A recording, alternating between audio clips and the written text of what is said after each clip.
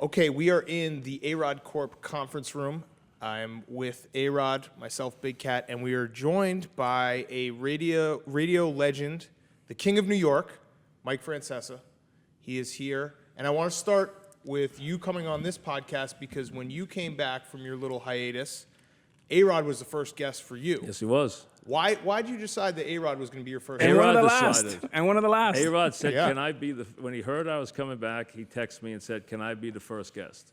He was the first one. He wasn't the only one who made the request, but he was the first one, and I said yes, so kept my word. So he was the first guest. And glad to have him because I can tell you, going back many, many years, back to the earlier days of Mike and the Mad Dog, ARod, during spring training, used to come up during spring training in his uniform, off the field, and come up and sit with us for an hour. This is when he was in Seattle. He used to come and say, I watch you guys, and that's going back that far. That's the only two players I ever had walk off the field in spring training in uniform and sit down and do that were ARod and Roger Clemens. And ARod did it all the time. So we go back a very, very long way, ARod and I. I love it. So you are the king of New York. No. You are the king of media. Can I say that? Well, Am I allowed it's to okay say with that? me. Yeah. Okay. All right, Numbers don't lie. Well, and at the Corp, you know, what this podcast is kind of, what it really is about is success and how successful people get to the top. What was the moment where you're like, this is it. I am here and I'm like at the top and everyone else is sitting behind me, or have you not even reached that point? No, I've reached it, but I had a couple of different runs. I've had a couple of careers. I had a career going, and then FAN started. And then I started to have some success with FAN, and they came up with this idea, we want to do this Mike and the Mad Dog, which we both were against, and I was vehemently against. I wanted to be out by myself. They said, no, this is the only way you're going the afternoon drive. We went together. They put us together. The city hated it. They had people saying, break them up, it's terrible, this and that, except the first rating book came out, and we went from like 11th to 3rd. And then the second book, we were first by a country mile, and all of a sudden, we owned New York. We owned it. And Mike and the Mad Dog was early in this business. It was before anything. It was before anybody you know who's working right now. Mike and the Mad Dog was first. And when you're first in something, it makes a big difference. It really does when you hit it. So we not only known New York, we got big everywhere. They knew us everywhere. We had national show. I mean, the old show Fox used to have, the craziest sports show, Yeah. they offered that to us first.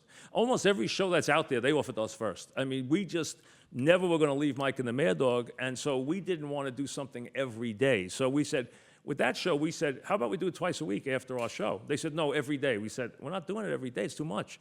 So we got offered pretty much everything, and we had a great run. We were together 19 years, and we were on top for 19 years, pioneers.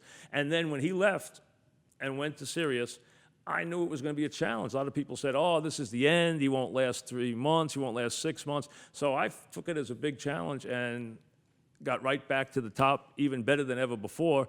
And I stayed there till I left.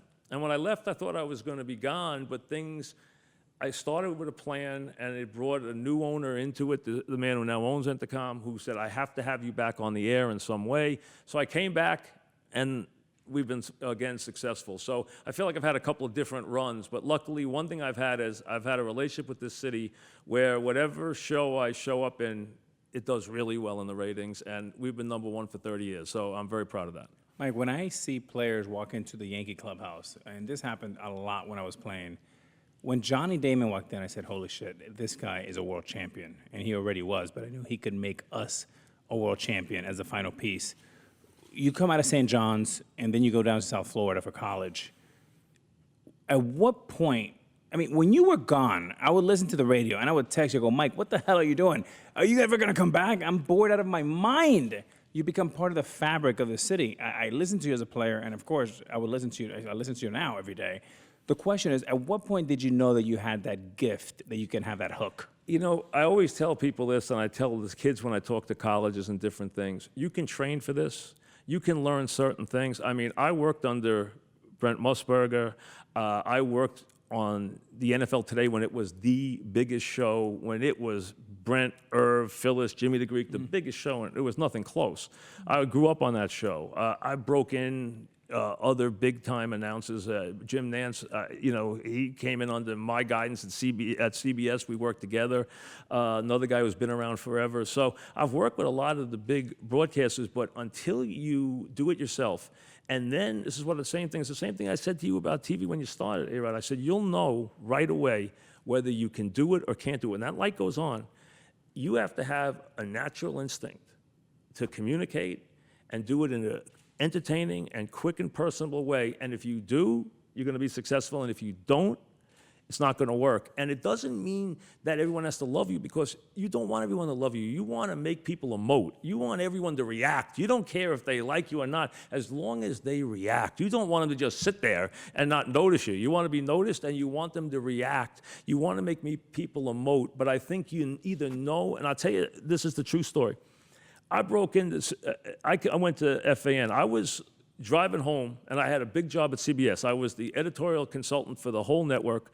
I had a big job. I was involved in scheduling. I worked on a lot of the shows. I worked on NFL Today, worked on the NBA playoffs, worked on college football. They had just gotten the NCAA tournament. I had a really good job. I was getting paid a lot of money. All of a sudden, I'm driving home. It was the great Houston Met playoff series. And it was on WHN 1050, which was then a country rock station, a country music station. And during that great, pivotal, classic Game 6, I had to go somewhere during the game, and I jumped in my car, and I'm listening to the game. We're all spellbound by one of the great games of all time, and they went to commercial, and they said, Sports Radio, WHN 1050. And I was like, what's sports radio? So I inquired, what's sports radio? And they said to me, July 1st, we are going to become the first sports talk station 24 hours a day ever in the history of broadcasting. I said, oh. So I'm flying somewhere with Brent Musburger. We're going to do a game. And I told him about this. He goes, I think you'd be really good at this. You should try it.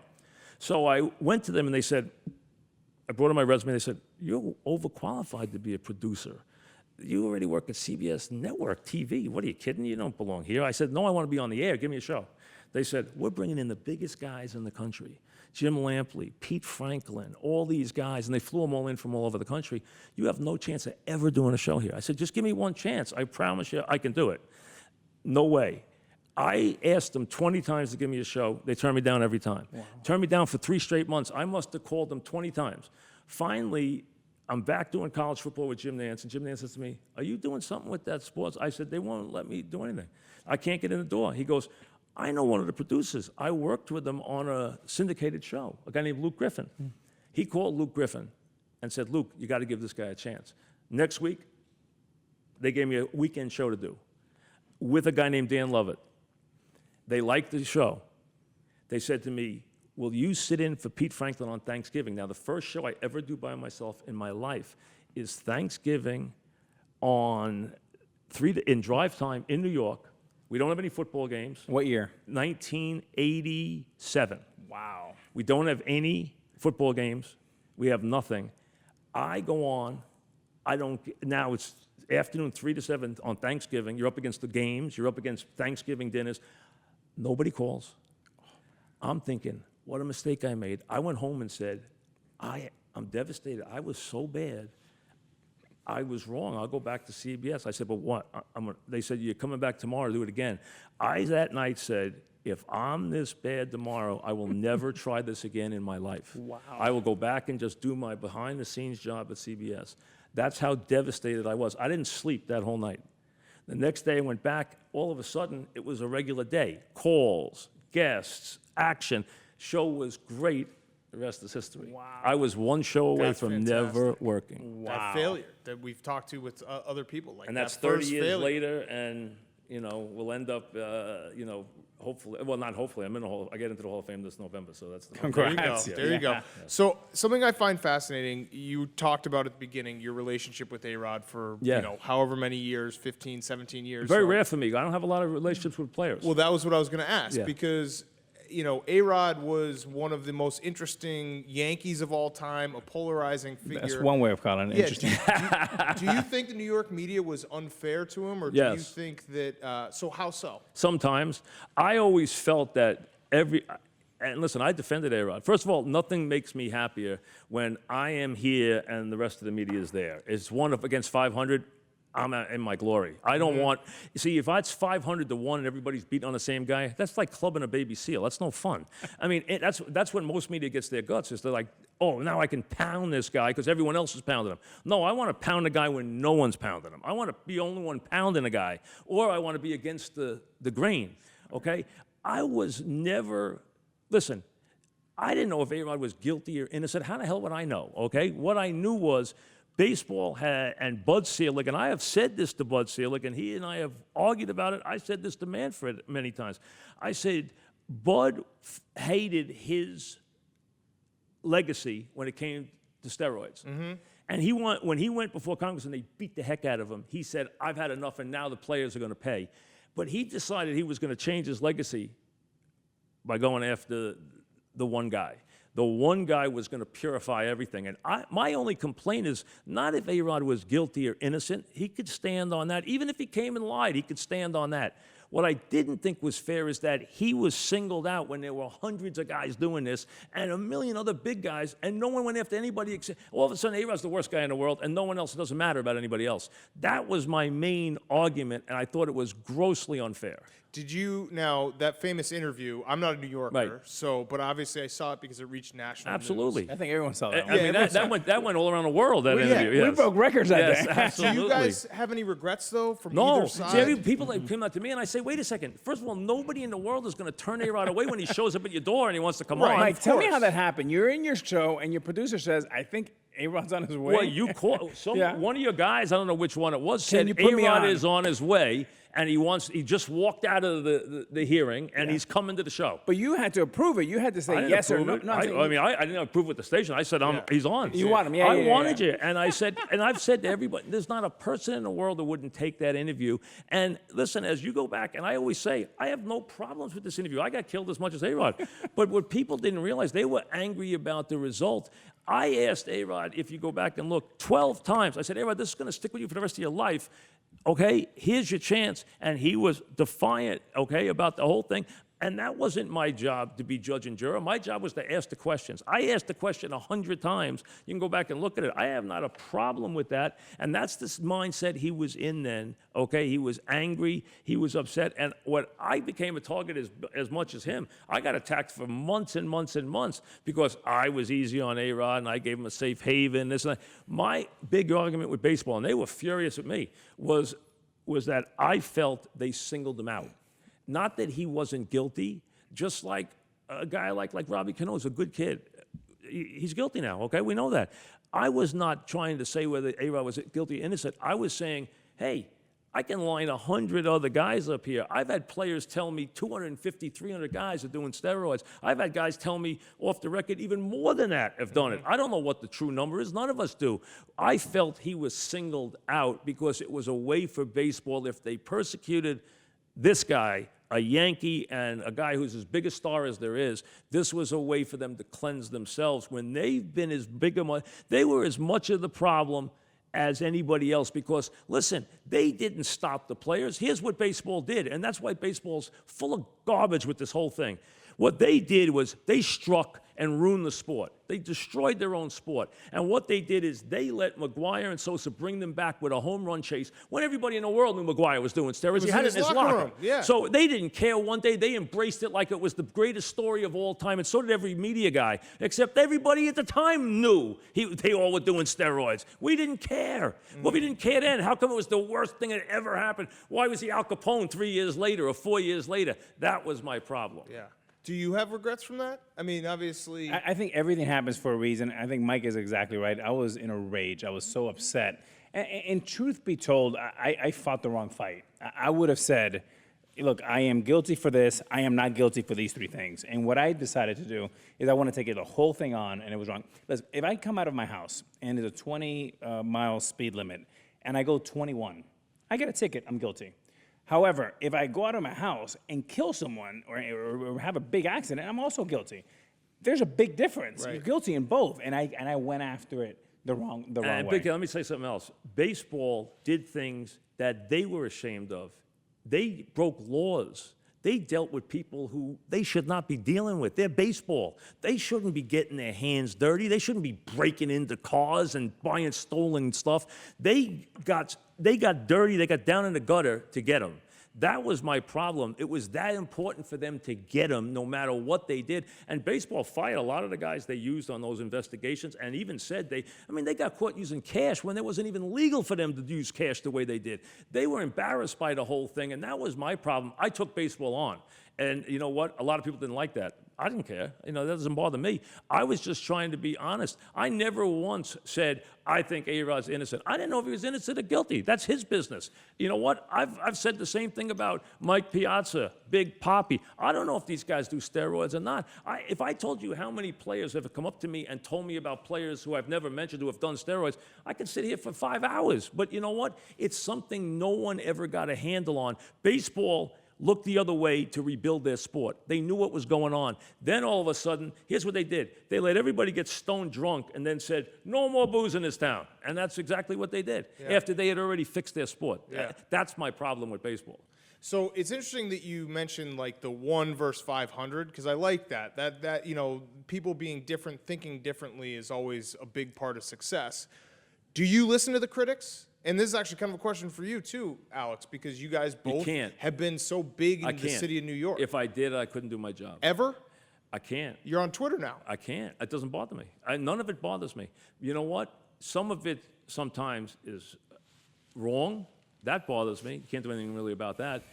I have been attacked a zillion times. When you're the #1 guy and you are opinionated, you're going to get attacked. I've been attacked a million times. If I ever had, I always knew, if I ever stepped, I'm a quiet boy. I really am. I've never done anything wrong in my life.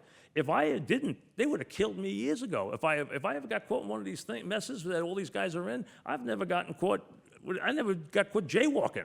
Okay, when I go home, I'm the most boring guy in the world. That's how I live. So the bottom line is, luckily I live that way because it's made me less of a target. The only thing people come about things that argue with me about is things I say. You don't hear them say other things about me because there's nothing else to say. So that's been it. But I've never let it bother me. If I did, I don't think I could have been as successful because it would have got you down. And my mother told me years and years ago. The first time she saw someone really going after me, she said, every knock's a boost. Don't ever forget that, and I never did. Mike, so this year, I kind of got on a few players and situations, one with his team, the Cubs, and everybody, of course. First of all, I'm not going to say did it ever happen. I'm sure it happened. But when you have a big player or a coach get pissed at you, do you change your narrative? Do you just dig in? No way. What I've had coaches tell me I got them fired. I've had coaches' wives call me up and tell me I got them fired. I have. Accused me of getting them fired. A coach's wife come up to my face and said, you got my husband fired. I said, I'll tell you what, thanks for the compliment, except one thing. Let me get a coach fired who's 12-2, okay? Yeah. All right? Or it's winning 100 games. Coaches get themselves fired. Wins and losses get you fired. I'm not saying I can't start the ball rolling, but I've had that from a million times from players. But, it's funny. Players, if they take it from me, they'll get angry. But if they take it from another player, they get incensed. I had a player come up to me and say, Keith Hernandez, and I told Keith this. They go, we call him in the locker room Ron Burgundy, the guy from Anchorman? Yeah. Because we call him Ron Burgundy because they hate that he gets on the players. Or I'll give you the better one. The guy who is detested, Johnny Miller. The golfers hate him. Really? Because he calls them out. He says, you know what? You choked. You did this. You did. They hate it. They won't even talk. And Johnny Miller's considered one of the best, He was a great player, and he's a great broadcaster because he's not afraid the current players hate him because they don't like that he criticizes them. When they get criticized by a player, it bothers them more because it's like from someone on their level and someone who has credibility. Because what they'll say is, hey, he never played. That's always there. To us, guys who are broadcasters, doesn't matter. It's what Cosell always said, right? I never played the game. It's the same thing. The player will always dismiss our criticism by saying, you don't know, you never played. And I understand that. But I don't say that to people who say something about me and say, you never broadcast. Hey, people are allowed to, if they study the game right, they can be critical and be really objective and fair in their criticism. And I know this, if A-Rod's right now criticizing a player, He's doing it because he's saying, hey, this is my job. And you know what?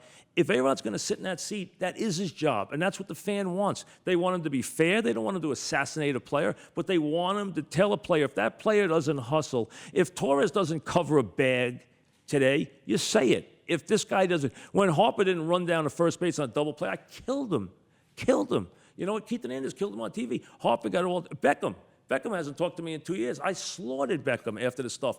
I went to the coaches and said, I got into a fight with the coach on the air. Wow. I said, I would have sat the player down. He says, you know, I said, nonsense. You're condoning it. I said, he's going to get you fired. You got him fired. What happened? Yeah. I think you got to chastise guys if they get out of line. And I hate this new age coach and manager. Oh, I'm going to love the play. Give me a break. You know what? They're getting paid a fortune.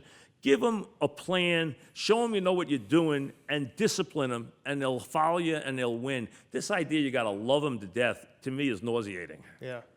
Do you think ARod would be a good manager? I think ARod's really smart about the game. I think he might be too nice. I think he might be too nice to the I agree. players. I wouldn't. I don't think ARod wants to beat. I think Jeter could be a lot nastier to the players than ARod can. I think Jeter doesn't care. I think ARod cares. I think ARod's got a soft spot. I think he doesn't want to beat on the players. I think Jeter would have no trouble. I don't think Jeter wants to be a manager. I don't think he'd think the game as much as ARod. ARod thought the game 24 hours. Jeter was a business. Jeter was a lot like Peyton Manning to me. You know, he did everything right, very smart, great under pressure, as good as there ever was. But it's a business to him. It's a job. And he did it perfectly. ARod loves the game. He's there early. He's there 20. He'll talk it all day and night. You know, some guys don't like to do that when they leave the game, and that doesn't make him not a great player. It's just a different kind of guy. He could work at 24 hours a day and be happy. If he was, you know, if he was managing a minor league team. Now, he's not giving back all his money, I understand that, or his real estate or his jets or anything else. Yeah. But if he had his job as was a minor league manager, he'd be happy. Yeah. If he could teach baseball every day, he'd be happy. I can tell you this. Every kid, and this is what was such a shame. I said, how come no one talks about that ARod, not that every player doesn't, who cares, but that ARod shows up early when he goes for a minor league assignment and works with the kids there and buys people suits when they show up and takes those guys out to dinner. If you think every superstar does that, you're out of your mind. He's always done that stuff and never gotten credit for it. Mike, so 30 years, I remember you telling me a story once that if things were a little boring, there were names like Lawrence Taylor, Darryl Strawberry, and other names that your lights would just light up. Oh, there were push-button guys. There's always been, and you know, in our business. And where does that come from? Well, Why? our business is a negative business anyway. Negative, as anyone knows, Big Cat will know this. Negative sells 100 times more than positive. Positive, you can only say so much. You know, really, after you say someone had a great game or played brilliantly, or you know, LeBron scores 50. All right, we all agree he was brilliant. What are you going to say after brilliant? I mean, how many times are you going to say it? That's right. But if he, you know, if he blew the game, or he did this, or he did that, or you know, or Smith does this, or someone blows the clock, or someone does this, or you know, that's going to last forever. And you had guys in this town. Strawberry was the first one. On a fan, which started in '87, the first one was Darryl Strawberry. It didn't matter, 24 hours a day, 7 days a week. You could light the board like a Christmas tree, just bring up Strawberry. And Ewing was very close to second. Ewing. Because Ewing was great, but he always left that little something where he didn't get it done. They never won a championship. You know, for someone who came here, and he had the greatest contract, and I know you guys like business, and he had the greatest business situation of all time. He got drafted.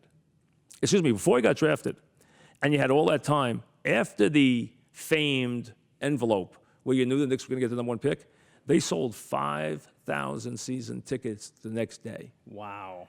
Think about the position he was in to come to the town, or say, maybe I won't come. You know, maybe I'll sit out this year and go to Europe and take a year off, go back in the draft. They sold 5,000 season tickets the day they won the lottery. That was the greatest position anybody was ever in. This town was waiting for him to be Bill Russell. He turned out to be a wonderful jump shooter and a wonderful player, 23, 24, and 10 every game, but he wasn't Bill Russell. And that's what everybody thought they were getting when he left Georgetown. How about Riles when he left? That was... Owned the town until he left. And you know, it's funny. You talk about this. Pat Riley helped build Mike and the Mad Dog. There's a couple of Really? coaches who did. Parcells because of my relationship with him, but Why Pat is that? Riley loved Mike and the Mad Dog. I love Pat. And Pat used to do things for us that were unbelievable. Game 7, Dog and I would do our show from the arena. We'd be in the arena in the afternoon. The game wasn't until 8 o'clock that night or 8:30 that night. And we'd be on from 1 until 6:30. And at 5 o'clock, out would come Pat Riley. This is before a Game 6, before What? Game 7, live 45 minutes with us.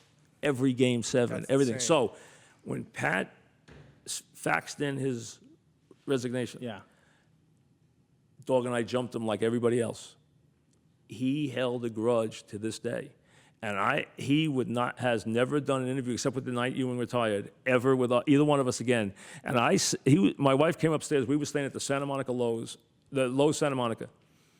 And my wife came up and said, Pat Riley's at the pool. And I said, how do you know it's Pat Riley? She goes, duh, it's Pat Riley. What woman doesn't know it's Pat Riley, okay? It's Pat Riley. So I went down to the pool, and this is like 2 years into his stay in Miami. And I said, Pat, we got to talk this out. We talked for 2 hours at the pool. And he said, you guys owed me. You weren't loyal. And I said, Pat, you left us, if you were just anything except faxed in your resignation and went to Greece, what do you want us to do? Say you did the right thing?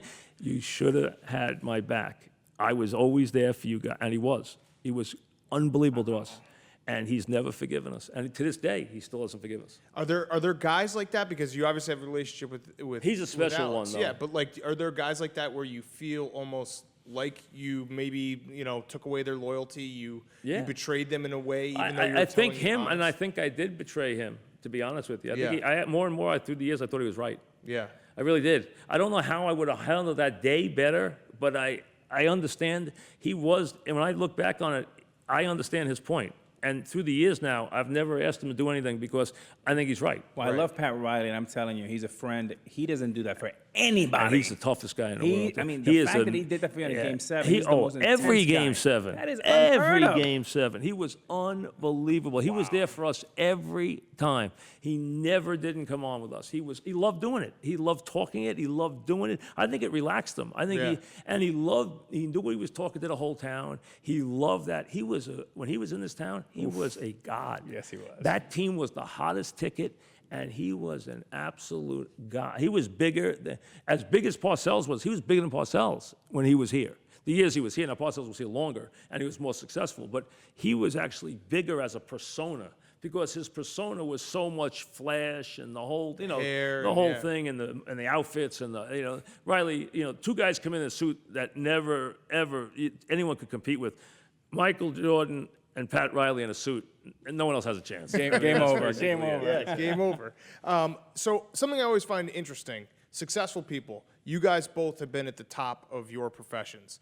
Ego, and managing ego and working with other people. So Clubhouse, having a partner for that many years, how do you, toe that line of, hey, I'm really good at what I do, and I deserve what I'm getting, but also be a team player at the same time?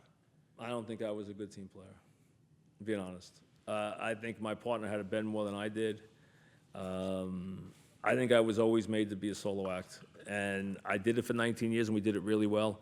But I admit that he had to bend more than I did. I admit that. And now, when he left, we weren't in a bad place. We had been in a bad place a couple of times. But we were not in a bad place then. And I would say I'm more to blame than he was. I admit that. I admitted that during that 30 for 30 we did. Not that he didn't. He would be more a guy who would send something out through the media or try to jab me that way. I would just let him have it. Like, I just let him have it face to face, in a meeting at our place, or I'd let him have it, or I wouldn't do something he wanted to do. He would bend. If I wanted to do something, he would do it. If he wanted to do something and I wanted to do it, I wouldn't do it.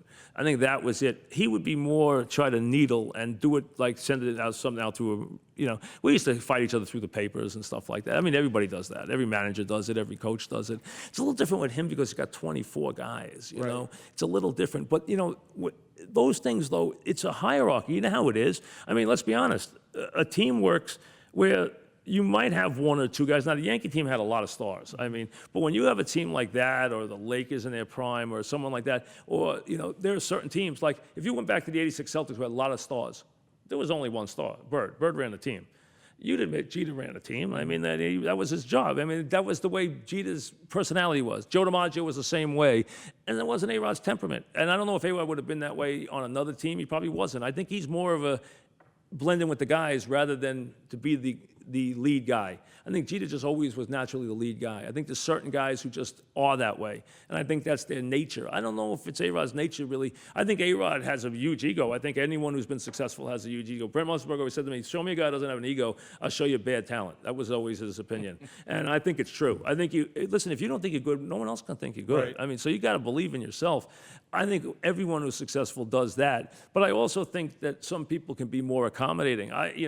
A-Rod could talk to that with his dynamic with his teammates, but I would think you always got along pretty well with your teammates, right? Yeah, oh yeah. I always wanted to bring everybody together, but look, there were stages too. I was great at the beginning. I was kind of in the middle. But the other players And I got hated better at you. the The end. other players really were jealous. Yeah. A lot of players didn't like you. The I Red did- Sox, when you came over, really gave it to yeah. you. They hated Oh, you. yeah. They hated A-Rod. They hated A-Rod. hated me. Yeah, they did. They detested A-Rod, the other teams. Yeah, the other yeah, teams yeah. really And I did. almost ended up there, which didn't help anything. I mean, I have a signed contract in my safe at home with Theo's signature, with John Henry, and with mine, and it never went anywhere because, of course, Don Fear decided that was, too big of a concession. I think a lot of people felt that they didn't know what a real A-Rod was, that A-Rod was phony, that it was an act and everything was an act and everything like that. I never got accused of that. I always used to just think I had a big mouth. I mean, or that I had had a big ego. But I think with him, a lot of people thought that he wasn't being real, that he was being, A-Rod went and posed in Central Park. I don't even remember what the genesis of that, but everyone got bent out of shape about the picture in the Central Park with the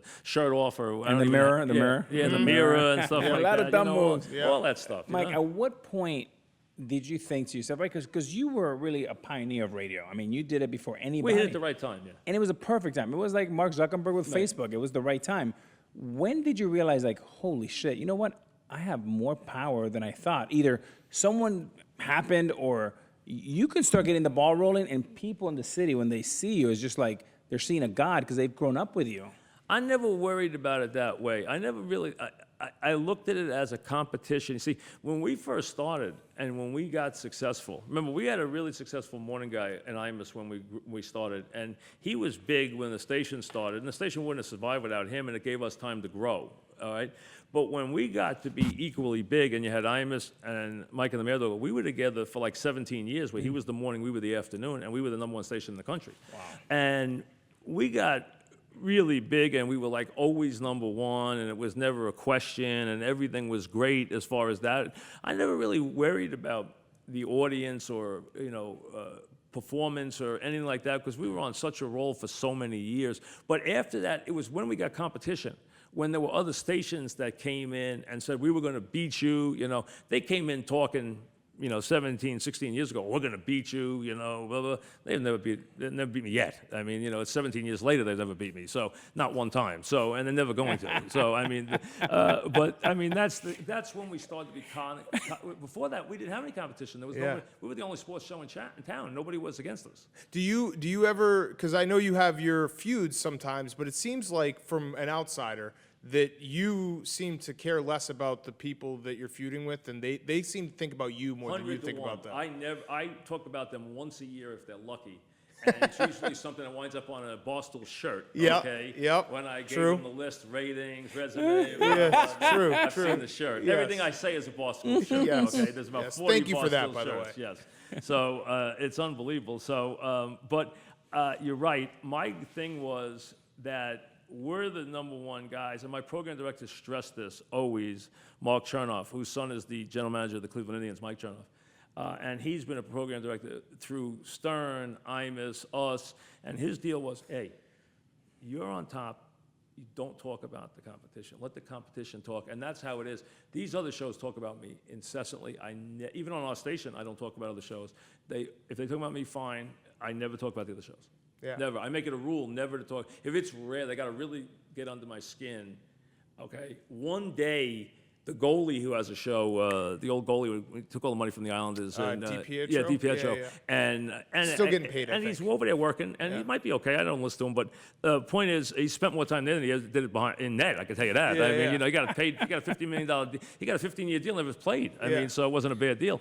But he made a comment about me once, and I reacted to it.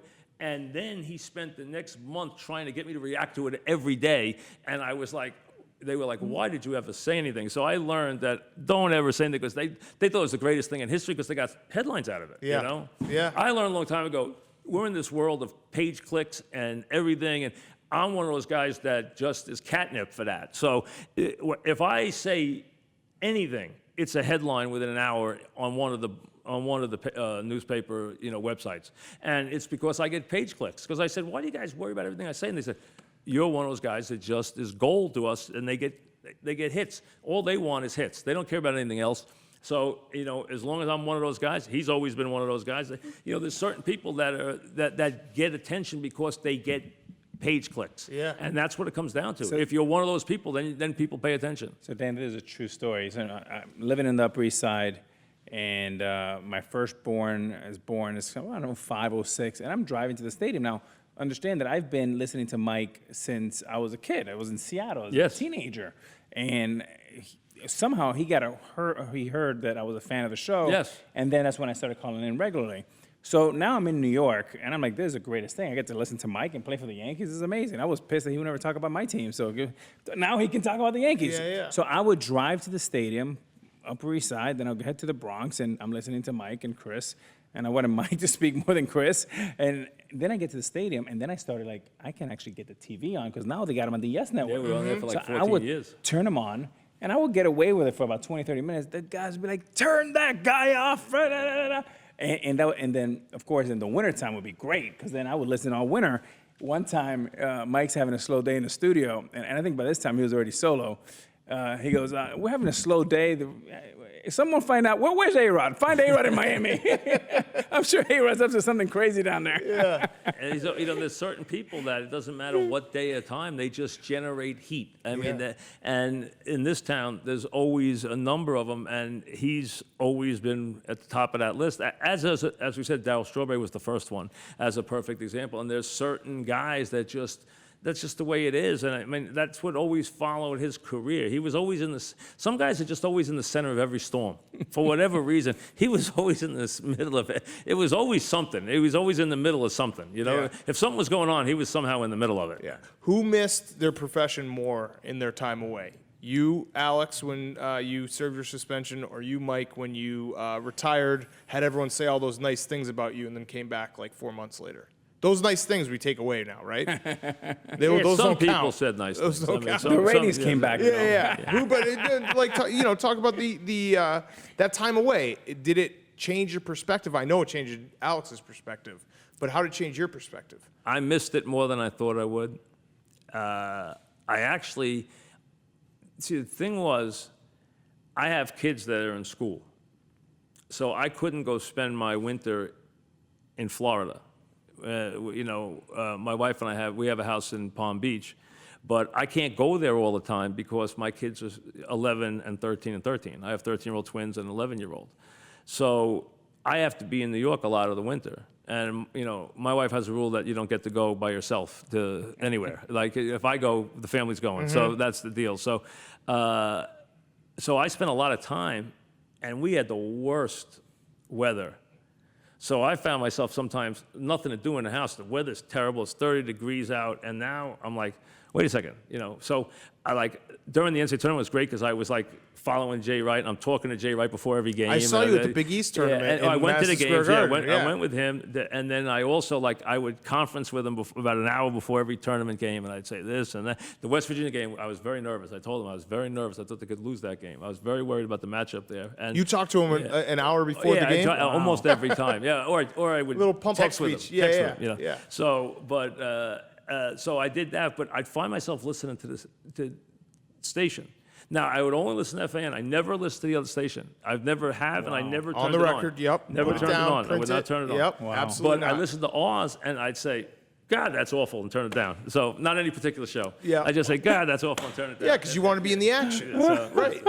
And Or I'm I'd have sure- a different opinion about right, that. Or right. You're a talker. Well, how dumb is this? Yeah, right. And I'm sure you had the same way when you watched everyone play. And you're like, I would have gotten a hit in that spot. Well, heck, if I was him, I really would have been critical of the players, man. true. If I had hit 700 home runs, I would have killed everybody. someone else This is man out hit there. 700 home runs, and he fielded like Marty Marion. I mean, give me a break. Yeah, true. All right, we'll wrap it up. I have a couple rapid fire questions for you. MJ versus LeBron. It's a dumb Hold on, Ian, let me comparison. finish. LeBron's got Secretariat's heart inside his body. Listen, it's not about LeBron's heart. The difference is this. Michael Jordan, first of all, is the single most competitive human I've ever seen anywhere, anytime, anyhow, in any sport. So no one else has that. His competitive will to win, he would rather die than lose. Okay, they say Bill Russell was the same way. I wasn't old enough. They say he was the same way. Jordan had that. No one else has that. LeBron does not have that. But they're very different. Jordan is a prototypical two-guard who they put people around him who complimented him brilliantly, especially the very versatile Scottie Pippen, who did the things he didn't do and didn't do the things that Jordan did well, which was make the big shot. LeBron plays every position. He is completely the most versatile player we've ever seen. I've never seen anybody give effort. If I had one shot to make for a game, I would take Michael Jordan. He would make the shot, I have no doubt. LeBron, that's not his greatest strength. But I think his versatile talents are the most unique I've ever seen in any basketball player. What about the Secretariat part? Would you say I don't think his Secretariat's heart is a better problem. athlete than both of them? No, I think Secretariat's a horse. I don't think he's a man. I don't think there's no comparison. Now, Secretariat, I did actually meet Secretariat. You did? Yeah, I went to a Kentucky basketball game and got to go to Claiborne, and they brought Secretariat out and over, so I actually got to meet Big Red before he died. Wow. And his heart was twice the size of a Yeah. regular heart. You realize Yeah. that? Wow. Yes, of a horse's heart. That was the machine he had. His lungs and his heart, they were twice the size of a normal horse. was unfair. So his That's engine awesome. was twice as big. Yeah. That's why the air coming in, the air going out, that's why he ran faster. He has Wow. records that stand. You think about this. Johnny Weissmuller, right now, his Olympic time that won in the Olympics is now run a female who's in high school in any capacity will swim faster than he did in the Olympics. Horse racing, Secretariat's time, which was 1973, still is a world record, and no horse has ever come within 12 lengths of that time at the Belmont. That's within crazy. 12 lengths. That's crazy. That's crazy to think about. ARod, did he earn his pinstripes? He did. I would have said no, except for 2009. He owned it in 2009. ARod, for a variety of reasons, and his own pressure that he put on himself, never performed brilliantly in the postseason. He really just never calmed down. I always wanted A-Rod just to calm down in the postseason. He got so uptight about failure because everyone put so much pressure on him, which was there. Listen, A-Rod deserved that pressure on him. He's A-Rod. The only year he ever just let it flow was 2009, and he was unbelievable. RBI records, won games with big hits 3 or 4 different times. The hit against the Twins was the biggest hit of all because, I mean, that game was over. Joe Nathan. Yeah, the Joe Nathan home run to right field that landed in the camera. I mean, that was unbelievable. So 2009 is why he earned his pinstripes. But I'll say this, and I've said it many times. If A-Rod had been allowed, if the stupid Players Association and Gene Orza had allowed A-Rod to go to Boston, which they should have for $14 million, which is what they wanted, kicked back, if they had allowed that, A-Rod's career would have been different, and I think it would have been better if he had played those years and stayed at shortstop and had his own team rather than coming, because I thought the early years with he and Jeter were extremely awkward. For both of them, extremely awkward in so many ways. And I got on Jeter for not making him more comfortable. I don't think Jeter tried to make him comfortable. I think he tried to make his life tough in those early years. And that was Jeter's competitiveness. I really think Jeter got his backup. And I'll tell you this, if I was the Yankee shortstop, I'd get my backup if they got A-Rod on my team. Yeah. I wouldn't want him on my team. I'd say, this is my team. I don't need A-Rod here. That's how I would have been. Do you think that's a fair assessment? That the early years were awkward? There were definitely growing pains, but I always look back now, especially after the suspension, and I always say, I turn the lens inward. What could I have done to do better? And I don't look back and say someone could have done more or more. I just He look did at stupid things. Yeah. He really did. He acted stupidly. I made a dumb The stuff bottom on line is myself. they didn't make him comfortable when he first came here. And I always thought he should have gone to Boston and played shortstop. That's where he belonged. And it would have been better for the rivalry. It would have been better for both careers, I think. And it would have especially been better for his career. I've always felt that way. Mike, But I think he did earn his pinstripes, though, yes. Everyone thought that it would have been a magic kind of bird effect with Yankees, Red Sox, and me going to join I Big think it would Papi have and been. all of that. But so Rank your favorite Yankees of all time. Easy. Mantle won. Mantle 1, Bernie Williams 2. And baby, who's burn. go all the way down till you get 3, to A-Rod. Bobby Mercer. Okay. After that, I'd say A-Rod. But the first 3 of those 3. Bernie Mantle, Williams. first of all, no one's in the... My only idols are JFK and Mickey Mantle. I have no other idols. None. I never had an idol since I was a little boy. Those are my 2 idols. Give me one broadcast that you actually inspired you. I would question. say, for me, Cosell, because Cosell. only, Why? and I thought he was an idiot sometimes, because he actually changed the way the game happened. I thought he was a fool sometimes, really, he acted like a moron. But I liked him, but he's a but yeah, he did. He acted like a fool sometimes. I mean, he got drunk and threw up over himself, all over himself, and also he just fell apart at times. But what he did was he allowed there to be different voices in the booth. Before that, it was just the Biff Barnes sportscaster and maybe a color guy who filled in, okay? So it'd be, hey, you know, Biff Barnes here today, and it's a cloudy day, and he hits a ground ball. The second there's a double play, and then the player jump in and say, yeah, he did that, blah, blah, and back to Biff Barnes, okay?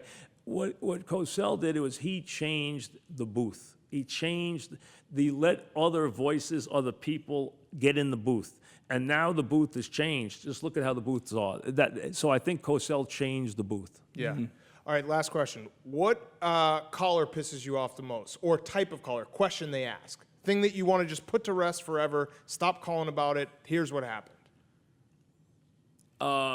Just, first of all, anyone who calls about steroids is the most boring subject Yep. in history because, first of all, nobody has any answers. Nobody knows what the truth is. Nobody knows what went on. Nobody knows who tested positive and who didn't.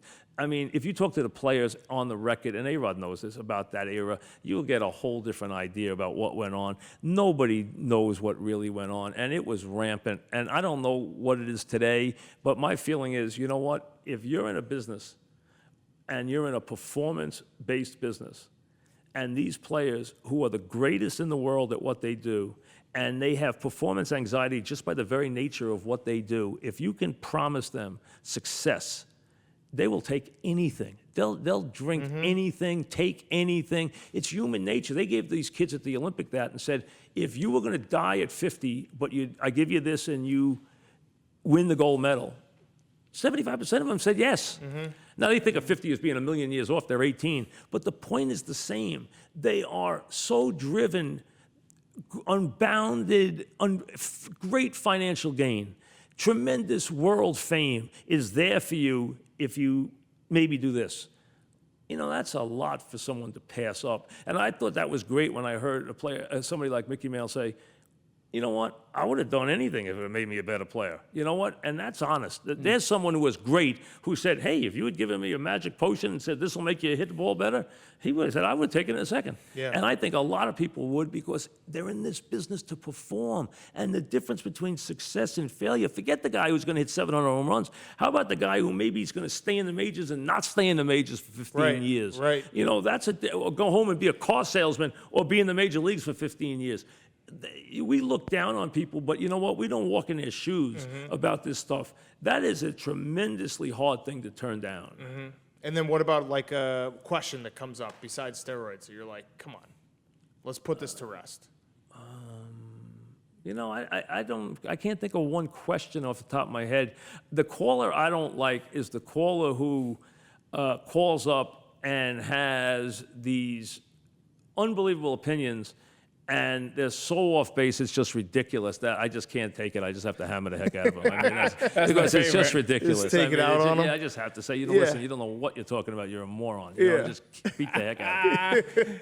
I love it. Mike, I just want to say, first of all, thank you. It was my awesome. pleasure. And the other thing is, I still think Mike did my last game at Yankee Stadium. I went up, then we had a bunch of people call in.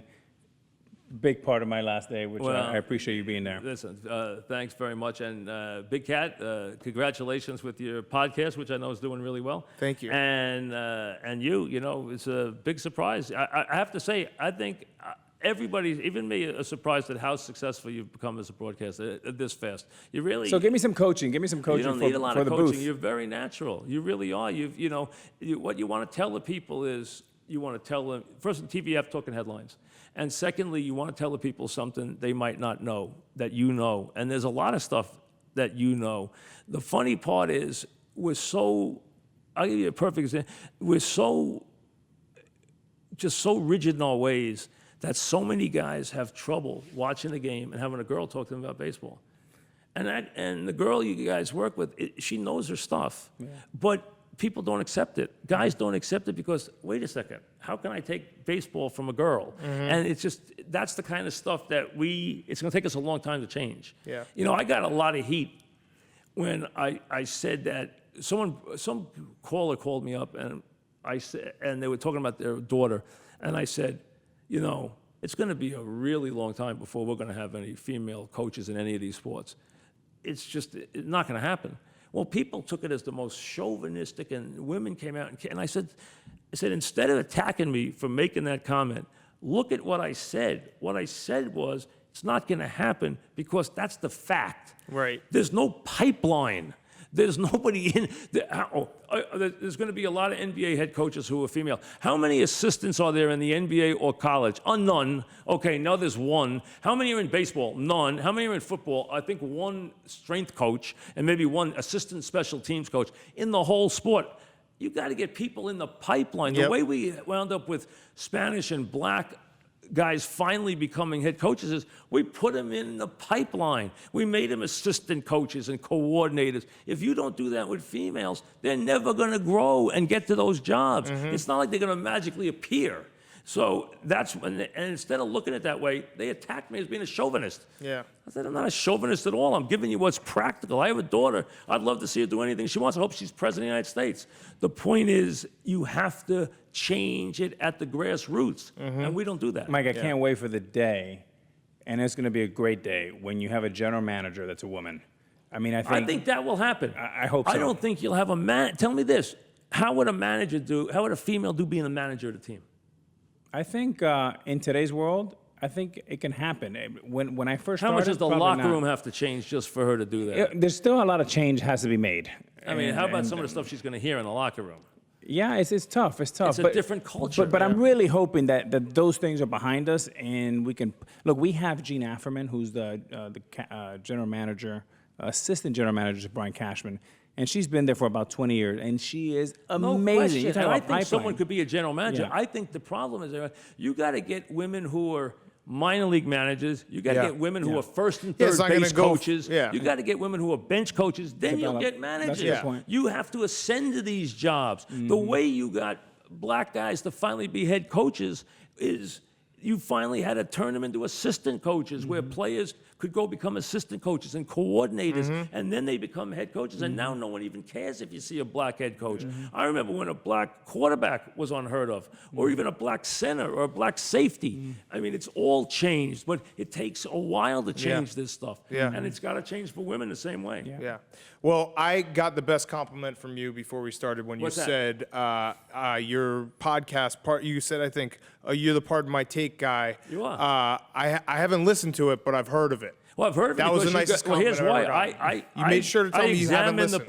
podcast world very thoroughly before I came back, and I talked to a lot of the companies. And even the man I'm dealing with now at Intercom, he owns Cadence 13. So, and I dealt with all the big podcast companies, and Bill Simmons, who does a podcast and is a very successful one. So I look at the ratings of the top podcasts overall and in sports, and yours is always in the top 5 for sports. So you're doing something right. A lot of times, number one. A lot of times Number number one. one. So, yeah. Number one. Mike, very important before we let you go. August 24th, you started this great app. Yes. I want to become a member. Tell me, how much do I pay? Where do I go? I want to be a You member. go to mikeson.com. I know you're going to end up there one day exclusively, and Yeah, I not want yet. it. Is that MikeSon.com. Mike Z-A-U-N? No, regular. Mike's Oh, Mike's on. Yeah, Got it, not got Mike's it. on. Yeah, like yeah, yes, yeah. Mike's on. I know you guys busted on my New York accent. Mike'sOn.com. And the reason I give you that first is because if you go to iTunes, they take 30%. If it's Mike's On, we get all the money. Yeah. So, Let's go to Mike's On. But if they want to go to iTunes, I understand. But you know what I mean? They take Yeah. their bite. Hey, Yes. everyone. A lot of people So use I'm iTunes. going to buy into. I'm going to. Mike'sOn.com. It's $8.99 a month, $99 for the year, and that also gets you into all our events where you get a special price on the tickets for our events. Okay. And you know we do 3 or 4 events every year, like shows, Do I live get you on shows. Sundays for football too? Football Sunday starting week 1. My 30-year football show, Mike Francesa's Football Sunday, which used to be the NFL now, the NFL, which was given to me by Pete Rozelle, which Goodell took away because he had to have it, because he had to turn it into this amazing app, which he never did. He had to have NFL Now from me, so he took it back, and they never did anything with it. So I had to change it to Mike Francesa's Football Sunday about 4 years ago. 30 straight years, every football Sunday, 9 to noon. One of my most favorite shows. I've done it every year, my whole life, and I can't wait to be back to it because I didn't do it last year when I was off. And I'm looking forward to it, and it'll only be on Mike's on the app, which will begin 8/24. Horse picks? Can I get some horse picks? Horse picks. Brad Thomas we and I go. will be there. Brad Thomas will be Okay. there, and everything. We do picks. I'm also involved with Musburger's VSIN. They're going to Yep. give you special stats. I'm involved with them. And also, we have a big announcement coming. This doesn't air till October, so we can Yep. say it. I have a big announcement coming with DraftKings, which is going to be a major Wow. player. I'm going to be doing Ooh, a big deal with nice. DraftKings, who is going to be a big player. And let me say this, the NFL deal, the NBA deal you heard yesterday with MGM was an announcement that meant nothing, okay? Absolutely nothing. These leagues, here's what the problem is with these leagues right now, and you guys love business, so you know this.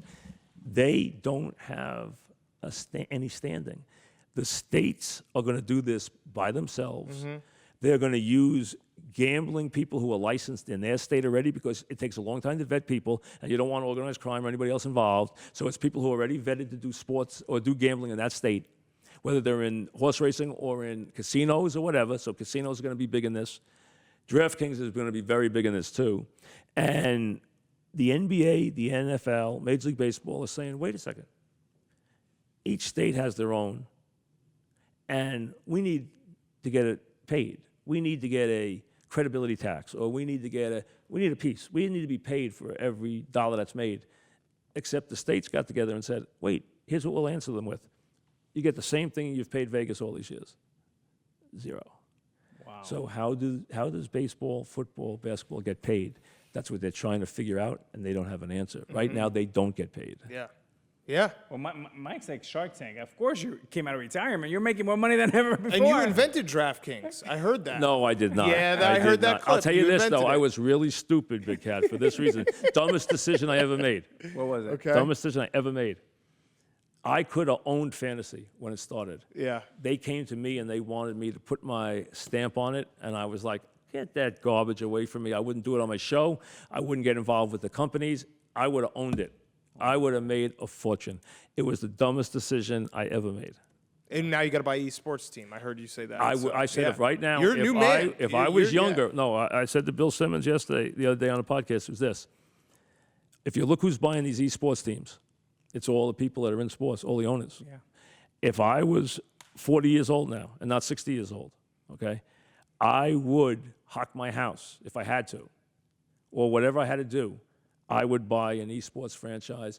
You will make your money back 50-fold on the franchise. I own San Francisco. I own NRG. What else is new? What else is new? How much do I own in that? Money makes We're money. giving you shares, maybe. Okay, I but own You're a little giving of that him too. shares? Yeah, I own Just a for little of that. Just for hosting a podcast Yeah, with well, you? no, I'm a full-time employee. I do everything. So here's what I want you to Really? do. Monday morning, send an email at 6 a.m. After Just you get a give me my piece of coffee. Listen, Done. forget that. Just get a piece of the real estate business. You'd yeah, be great. that works too. I Yeah. want all 1,000 employees to get Talk mic'd about- on. talk about a mogul. $8.99. Here's the thing they should do. This is what I'll give Forbes an idea. Okay, here you go. 3 columns and run it for the next 5 years. LeBron, Tom Brady, ARod, and see who's the first to $1 billion. That's gonna be us. And run That's it. gonna be us. Run it. Well, I want to actually, see the that's- numbers every year, and I want to see every Yeah. move that everybody makes. Yeah, that's Like a Those public three. company, Well, wait. transparent. Because TB12 is going Yeah. to be enormous. Oh, Yes. huge. Enormous. Huge. That's going to be, and Strand's got a piece of that. yeah, that's perfect for the last question. How much money you got in your pocket? Let me get some. We're gonna put some cash into ARod Corp right now. Much money I Watch have that in my column pocket. go up. I'm a kid who's from the other side of the tracks. I always have cash in my pocket. I love it. There we Old go. school. So That's it. make an investment in ARod Mike, Corp. thank you, Thanks, brother. guys. Thank you. Thank you. That was great. That was awesome. Oh, man. Mike, man, you do this. That was so much fun. Yeah. Thank you. Thank you so much. Yeah. Appreciate that so much. Hey, Rod, do you really have an East